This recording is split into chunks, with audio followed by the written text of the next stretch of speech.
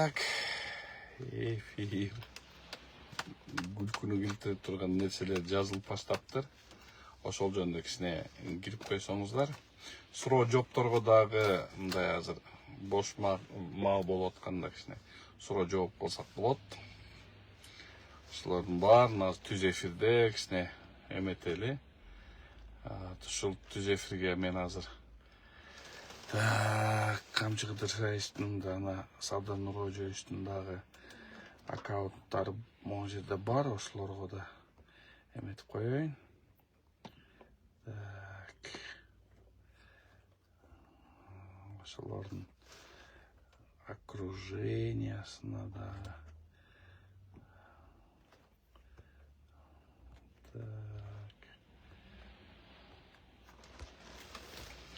Так, бир киши эфирде. Жакшы эле угулуп атабы, айтып коесуздарбы?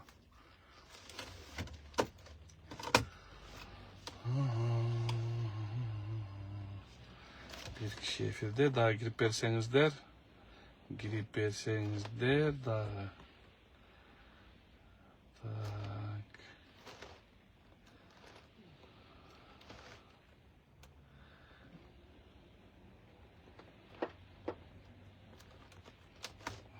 Так, 2 киши эфирде. Дагы кирип берсеңиздер.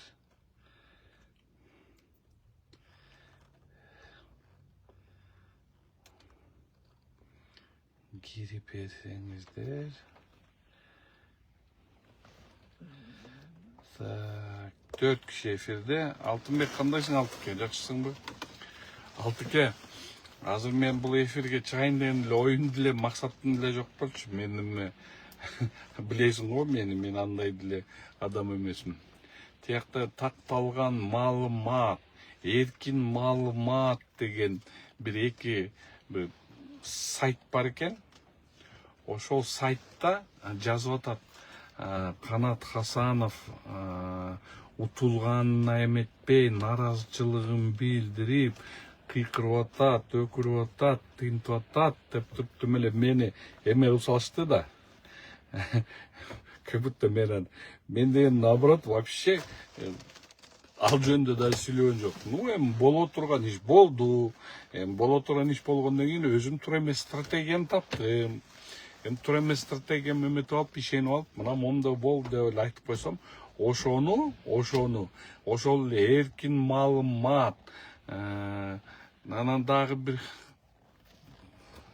бир видеону эле кечке эметип алып эле, ошол видеону эле тараттып эле ар кайсы жерге. Такталган маалымат, анан эркин маалымат. Эми ал кимдин сайттары экен мен жакшы билем. Значит, мен оюмча, мен возмущение кылган жокмун. Эми тияка жаздым. Мен туура эмес стратегия тандап аптым. Эми шайлоочулар ошондо добуш бериптир. Эмне кылайын деп туруп, мен результаттын оюнума алып алып чыктым. Унчуккан жокмун. Анан ошентип эметип атсам, ушул эркин маалымат, анан кийин дагы такталган маалымат деп жерде, азыр мен даже айтам, деген бар экен да, ошол Али Абдыразак, ошолордун баары тим эле мени шоп атат, что мен чырылдап атам депчи. Ой, мен чырылдаган жокмун. Меники го Кудай шүгүр, течерде 18 миллион, 20 миллион, 1 миллион долларга чейин ыргыткандар өтпөй калды. Аны эмне дейбиз? Мен ошо Кудай шүгүр деп атам. Анан олтура туруп ошону алтырып канатына четинен кыйкырып атат, чаңырып атат. Шайлоо мындай болду, тигиндей болду деп. Эми болгондой айттым. Эмне кылам? Же бир ошол жерде возмущение кылып жеметсем бир жөн. Бул негизи деген бул мындай, эми муну деген байкелерибиз, абаларыбыз билбейт мунучу. Муну билбейт. Просто ошол жерде эмелер бар да, тегерек четтери. Анан кийин ошолор деген, молодец Канат, мондой чынын айтты деп эметип мен жөнүндө жакшы бир сөз чыгып калса керек. Алар угуп калса керек. Бул Канат жөнүндө мондой жакшы сөздөр айтылып атат. Кой, муну жамандаш керек, срочно жамандаш керек. Ошентип атып эле мени Сабдар Нуркожоевич менен Камчы Кыдыр Раистке жамандап бүттүңөр го дейт, жамандап. Итпай, чотпай да кылдыңар, эмне гана кылган жоксуңар. Ошолордун баарын кылдыңар. Менин бир эле нерсем, айтканым. Рахмат силерге, рахмат. Мен, значит, менден коркот экенсиңер да. Рахмат силерге. Чоң рахмат. Өтө эле коркот экенсиңер. Мен андай деле коркунучтуу киши эмесмин. Мен деген простой, жөнөкөй адаммын. Алтыке, ошо акчасын өтпөй калгандар ооруй берсин. Конечно, ооруй берсин. Мен ооруган жокмун. Мен кайра өзүмдүн кесүүмө кирдим. Баягы өзүмдүн.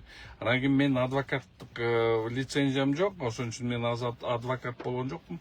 Бирок мен мыйзамдарды олтуруп алып үйдө мыйзамдар боюнча иштеп атам.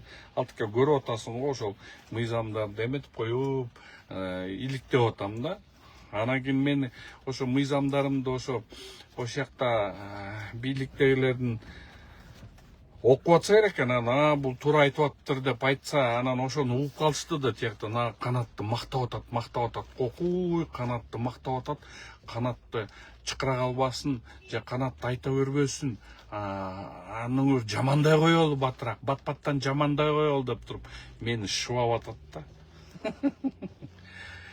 Алтындарым, шыбамак тургай шыбай бергиле. Бок төккөнүңөр төгө бергиле. Мен могу Айнура Абдыразак, ошол эмелер эркин маалымат, такталган маалыматтарды мен силерден мага делать нечего, мага делать нечего. Азыр бошмун, мыйзамдарды карап атам. Силер менен соттошо берем, сотко берип силерди. Силер менен эрмектеше берейин да, эмне кылайын эми. Башка айла жок.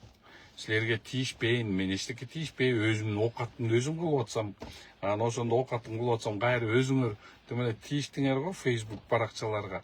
Утулганды да билиш керек, эл сынайт, чоң казаттын партиянын лидери, тупойлор, деп жерде ошону жазган тупойлор, силерге айтып коеюн.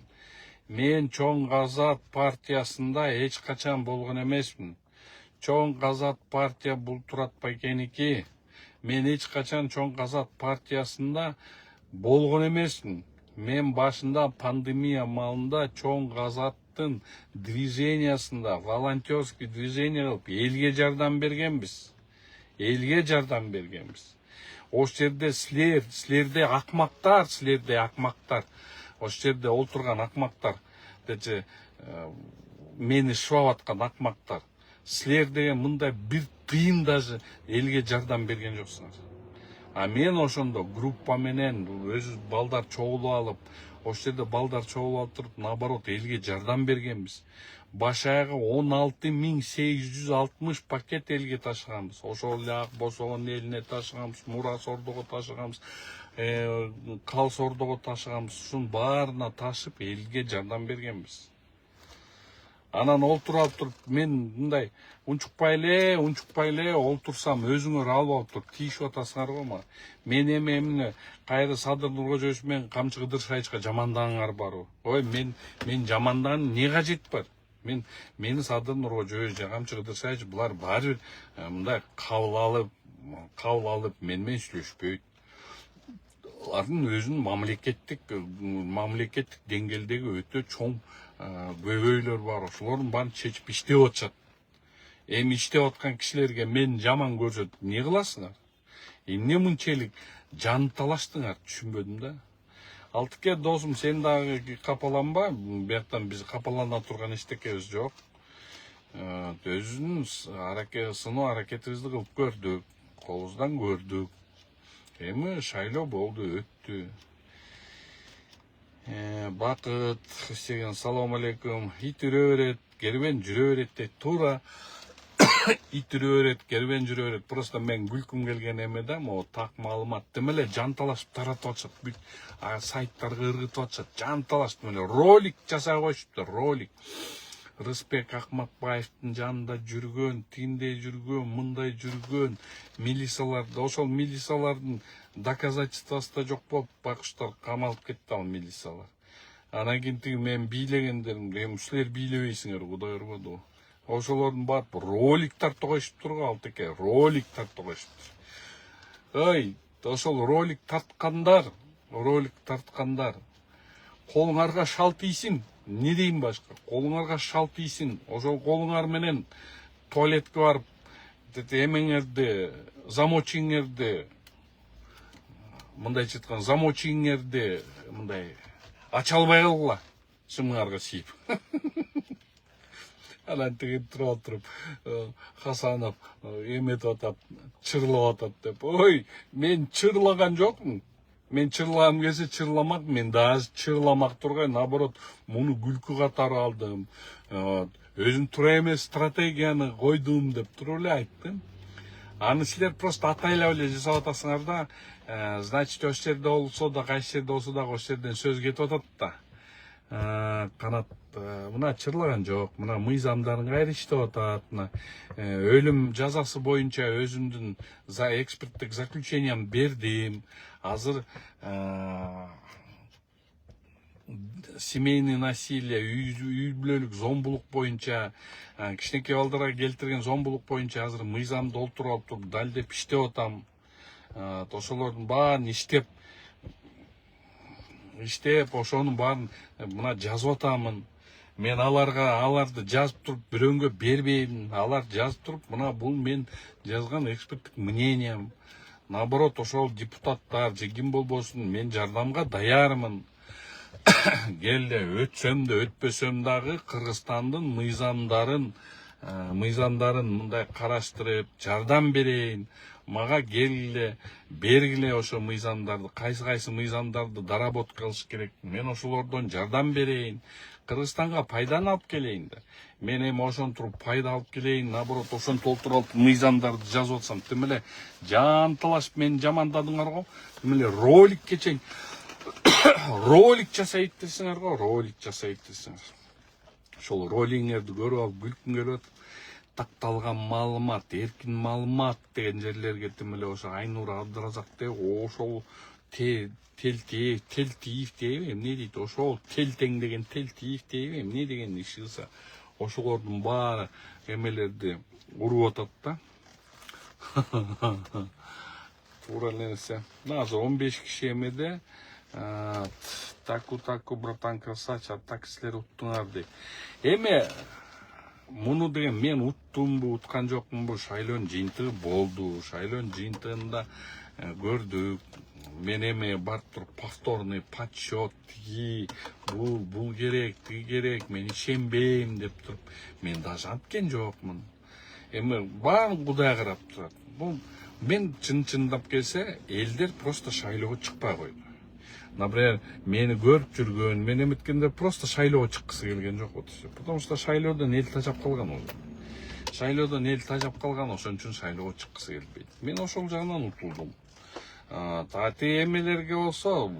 Эмелерге болсо уже, конечно, аяка барган кажети да жок болуп калды. Ошондой. А так тетиги ролик жасап, эмне мынчалык бар болдуңар, ролик жасап тим эле мени эметип, бул деген чырлап атат. Ой, чырлаган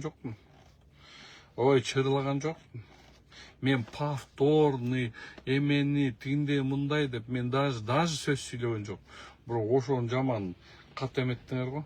Кимдин заказы ошону могу жерден смело айта аласыңар. Бул ким заказы гана? Не, Тынчтык Шайназаров заказ берип атабы, мен тети 13 округ боюнча туура эмес деп оюм жазып койсом. Мен юридикалык басым бердим. Мен деген бийликке карата мен сын пикир айткан жокмун. Мен негизи бийликке сын пикир айтпаймын. Мен наоборот бийликке жардам берген аракетин кылып жүрөм. Мен колумдагы болгон өзүм тажрыйбамды колдонолу. Мен ушунча жыл окудум, ушунча жыл иштедим. Мен тажрыйбамды силерге колдонолу. Мага деген мамлекеттик бийлигиңерди деле керек жок. Столбустун эмеңерди деле керек жок. Ошо мен наоборот ушу жогорку кеңешке жетип туруп депутат болсом, ошол жерде ошол көп мыйзамдарды карап чыгайын деген ой менен эле бараткам. Мен ал тетиги бийликтин тетиги депутаттын креслосун эле мыйзам чыгара турган жерге барып туруп мыйзам жазайын дегем да, мыйзамдарды. Эми раз болгон жок. Могу жерде деле мына Facebook баракчалар бар.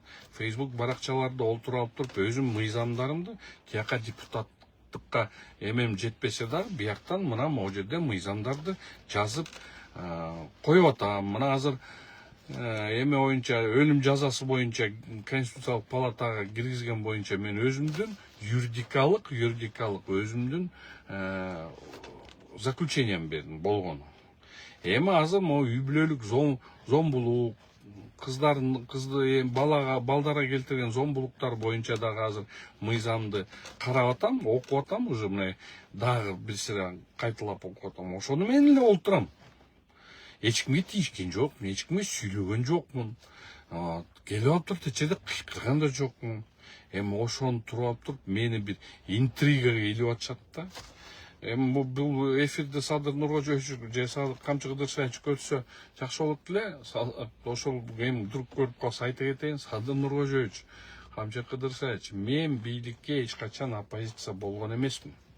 Тем более силерге мен оппозиция болуп көргөн эмесмин, болбоймун. Мен болгондой айтчымын, болгондой караны кара деп, акты ак деп эле айтчымын. Бүгүнкү күнү өзүм мына кандидатчылык диссертациямды защита кылгам Питерден, саясий социология боюнча. Андан тышкары 24 жылдык тажрыйбам бар. Ошол боюнча могу мыйзамдар жазылып атат. Ошол мыйзамдарды олтуруп туруп, ошол мыйзамдарды жазып, жардам берейин, мамлекетке жардам берейин, элге жардам берейин. Карапайым элдердин туура эмес жазылып калган мыйзамдарды ошолорду карап туруп, карапайым эл жакка кичине мындай көз каратайын. Эми мурда деген ошо ойлогом, депутаттык микрофонго жетсем, ошол жакта балкимдир көбүрөөк эмелер болот го возможно. Эми ал болбой калды. Эми аз болбой калса, эми андай болбой калса, эми мен эмне оозумду тийиш керекпи? Мен депутат эле ошол жерде мыйзам жөнүндө сүйлөш керекпи? Мен өзүм Facebook баракчамда өзүмдүн экспертный заключенияларымды берип атам. Мына, например, мен азыр ошо дагы бир жолу айта кетейин, үй бүлөлүк зомбулук боюнча мен бүт мыйзамды абдан кылдаттык менен карап чыктым. Азыр негизи ал мыйзам туура эле жазылган мыйзам, бирок ошол мыйзам аткарылбай атат да. Аткарылбаштын өзүнүн жолдорун, мен азыр жолдорун жазып атам олтуруп. Аны буюрса эртеңке чейин бүтөм. Ошол мыйзам боюнча бүтөм. Анан кийин кылмыш жаза кодекси менен кылмыш кодексинин өтө көп туура эмес жагдайларын аны да жазам. Ошондойлор жазып атам. Мен деген эч кимге мындай элди чакырып, элди эметип, кыйкырып, өкүрүп же эметип элди бир жерге үгүттөгөн жерим жок. Өзүм эле үйдө олтуруп алып эле компьютеримди ачып алып эле иштеп атам. Анан ошол өзүмдүн мыйзамдарым келип жазып атам. Анан кийин Садыр Нуркожоевич, Камчы Кыдыршаевич, мени угуп калсаңар жакшы болот эле. Мен силерге мешать эткен жерим жок. Наоборот, мен колумдан келген, өзүмдүн тажрыйбамды, мыйзам жагынан билген тажрыйбамды, андан кийин 24 жылдан бери адвокаттык тажрыйбамды, ошонун баарын кошуп туруп, наоборот, силерге жардам берейин. Вопрос жок. Эми силерде килеген жерде Куушев деген бар, Зулпиев деген, эми эң Кыргызстанда мен деген теоретиктер бар. Эми алар теория жагынан аларга чын-чынына келсе, алар өтө кыйын, акылдуу адамдар. Бирок бүгүн кандай болбосо, теория менен практиканын эмеси, практика менен теориянын айырмасы жер менен асман болуп атат. Мен алардын жазган ошо Конституциялык палатага жиберилген кагазды мен ошолорду просто далилдеп бердим, что бул азыр болбойт, могу жерде мындай кылыш керек, мындай кылыш керек деп бүт айтып бердим. Эми ошолордун баарын айтып берсем, мени бир интригага илип атышат да. Ошол жерде мен деген ЦИКке, тет жерге элдин баарына тим эле чуу салып аттым. Ой, мен чуу салмактыр го, ошо сүйлөгөн жерим жок. И сүйлөбөйм даже. Мага деген тет жерде ызы чуу салмай, бул мага начерте керек жок мында. Мен раз тияка өткөн жокмун. Мына Facebook баракчаман чыгара берем. А если депутаттар, өтүп калган депутаттар, мандатыңар майлуу сүттүү болсун, олтурган креслолоруңар жумшак болсун, силер эртеңки күнү кичине мындай эмеңер жетпей калса, мындай мыйзам жаза албай калсаңар же какой-то мыйзам менен бир проблема болуп калса, кайрылгыла. Пожалуйста, мен ал мыйзамыңарды караштырып берейин, колуман келген жардамды берейин. Конечно, бесплатно эмес. Анткени командага да акча төлөш керек да. Ошолордун эмесин эметип берели, жазып берели. Зачем мага аны келип туруп мени интрига кыласың? Мени интрига кылбегиле. Мен эч кандай чуу чыгарганга, ызы чуу чыгарганга мен өзүм жол бербейм андай. Өзүм да барбайм, андайга жол да бербейм. Бирөө келсе да. Поэтому мен жөнүндө айтып аткан могу ушактар, бул ушак да, бул 100% ушак. Ушул ушакта отуп мени мына Садыр Нуркожоевич да мени жакшы тааныйт, Камчы Кыдыршаевич да жакшы тааныйт. Жалаң ушул ушактардын аркасы менен мен жаман көрсөттүңөр. Эми мен барып алып ал ушактар териштирген жокмун да. Териштирбей эле болуптур деп коюп жүрө бердим. Дальше бок төгө бердиңер. Эми төгө бергиле. Эми силер төкпө десем, силердин мындай оозуңарды ким тыят? Мээңер деңгээлиңер ошонго тетиги ушак төккөндөр, мээңер деңгээлиңер ошонго эле жетсе болду. Именно ушундайлар ушак төккөндөр, ушак төккөндө силердин мээңер жок. Силер наоборот бүгүнкү күнү Садыр Нуркожоевич менен Камчы Кыдыршаевичке абдан чоң проблемалар жаратып атасыңар да, туура эмес өзүңөр туура эмес багытка түшүп алдыңар. Ошол туура эмес багытка президент менен да Камчы Кыдыршаевич да туура эмес багытка алып баратасыңар да. Андан көрө Кыргызстанда тынчтык болуш керек. Азыр Кыргызстанда колдон келишинче жакырын жүрүш керек. Ошон үчүн урматтуу тетиги ролик жасаган тарчоктор, анан тарчихалар, силерге айтып коеюн. Силердин мээңер жок. Силердин мээңерде мындай 1 грамм мээ жок. Силерден бийлик, мансап, байлык дегенге жинде болуп калгансыңар. Бийлик, мансап, байлыктагы жүргөндөр силерге акча төлөп берип атат, а силер деген ошону заказдарын аткарып, мындай роликтерди чыгарып атасыңар. Ошол роликтерди чыгарып аткан соң, эми чыгарыла до конца, жамандагыла. Бирок эл билет. Эми Садыр Нуркожоевич деле билет, Камчы Кыдыршаевич деле билет, что мен деген эч качан буларга против чыкпайм. Анын баары билет. Анан жөн эле алып туралы эле мен жамандай берген. Ой, жамандай берги.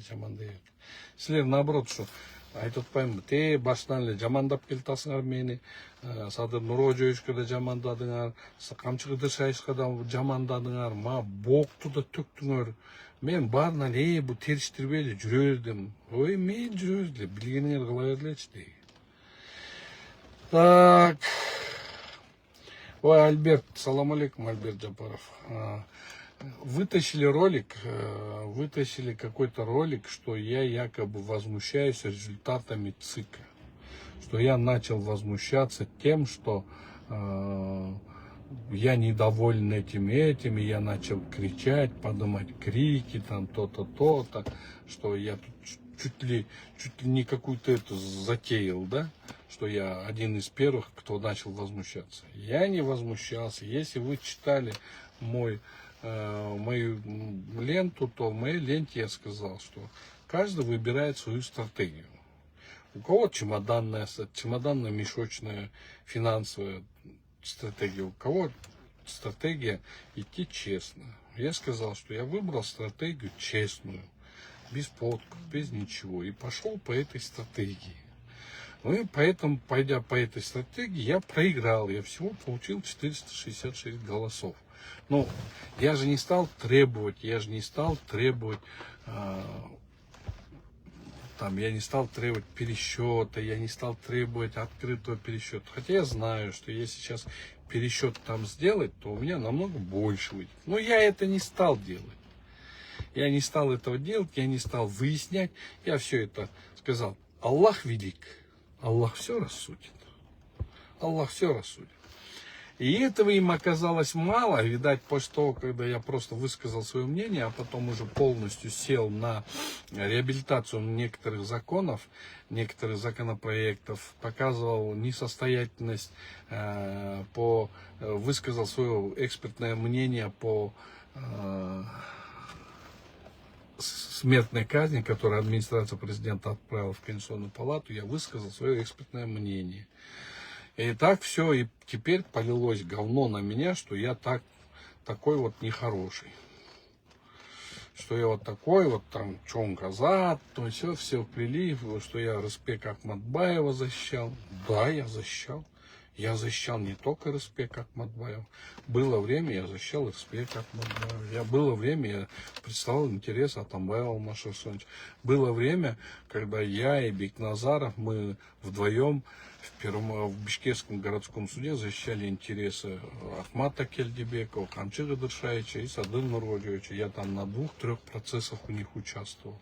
Вот. Были и другие процессы, и другие. И Курамбек Салиевича я в какое-то время по одному делу я прислал. Я адвокат, это моя работа. Я представляю интересы своих нанимателей. В Конституции Кыргызской Республики четко прописана норма, что каждый гражданин Кыргызской Республики имеет право на квалифицированную юридическую помощь. Я это и сделал. Вот. Завтра, не дай бог, будет там проблемы, не дай бог, если будут проблемы, к примеру, у Даира Урумбекова, или же у Панбека Туманбаева, или же будут еще у кого-нибудь какие-то проблемы, и если они меня попросят помочь, я с удовольствием пойду им помогать и буду их адвокатом. Вот и все. Вот и все, никаких проблем. А время-то она сама по себе, время-то она очень такая вещь. Время-то она всегда движется же, она движется. Всегда все меняется. Никто не знает, что может произойти завтра, да? Вот. Как сказал мой один товарищ, не всегда человек бывает на коне, он бывает и под конем. Поэтому в этой части я говорю же, я любого, кто в правительстве, любого, кто в министерстве сидит, если ко мне обратятся, я квалифицированную юридическую помощь дам. А вот здесь взять и меня вот так вот ролик создавать и говорить, что я начинаю поднимать Бучу, ну это смешно. Я Бучу не поднимаю. Вот ошондой, мен ешкандай андай ызы чуу салган жокмун, салбайм и салгым да келбейт. Мен деген тияка жаздым, өзүм туура эмес стратегия тандап алып турмун, өзүм ишенип алып турмун, эми болор бул иш болду деп ошондой жазсам, ошо жанталаш роликти чыгарып, мени бир интригага байлай албай атышат да. Жакшы калыңыздар, аман болуңуздар. Кыргызстаныбызда тынчтык болсун, аманчылык болсун, молчулук болсун. Ассаламу алейкум. А кто автор или заказчик примерно? Да, заказчик всегда один, который боится, чтобы я не встретился с руководством нашего государства. Если я встречусь с руководством нашего государства, они думают, что я там что-то плохое про них скажу. Да я не собираюсь ни про кого плохое говорить. Я наоборот хочу помочь нашему руководству государства в развитии нашего Кыргызстана. И вообще поражаюсь.